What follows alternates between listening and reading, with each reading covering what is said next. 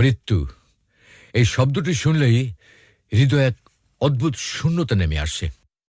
এটি জীবনের এক অনিবার্য বাস্তবতা, যা কখনোই এড়ানো যায় না।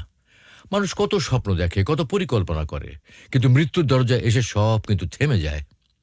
কারো চলে যাওয়া কেবল একটা জীবন শেষ করে না, বহু হৃদয় ভেঙে দিয়ে যায়। মৃত্যু ইসলামের দৃষ্টিতে একটা অনন্ত জীবনের সূচনা।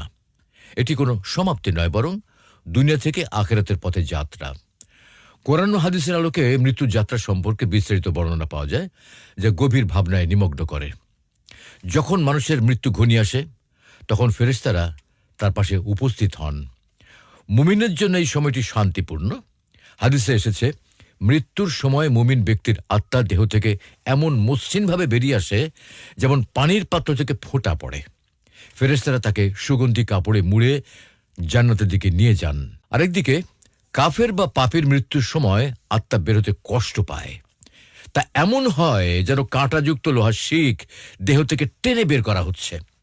ফেরেশতারা তখন কঠোর আচরণ করেন এবং আত্মাকে আসমানের দিকে নিয়ে যাওয়ার সময় তার জন্য জান্নাতের দরজাগুলো বন্ধ করে দেওয়া থাকে। কবরের জীবনে প্রশ্নোত্তর শুরু হয়।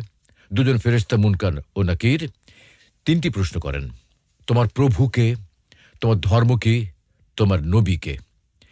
মুমিন সঠিক উত্তর দিতে পারে এবং তার জন্য কবর প্রশস্ত ও শান্তির জায়গায় পরিণত হয়।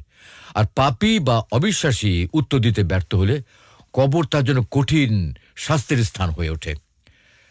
মৃত্যু যাত্রা তাই মুমিনের জন্য জান্নাতের প্রতিশ্রুতি এবং পাপীদের জন্য এক কঠিন পরিণতির শুরু। এই যাত্রা স্মরণ করেই আমাদের উচিত নিজেকে আখিরাতের জন্য প্রস্তুত করা এবং আল্লাহর কাছে ক্ষমা প্রার্থনা করা।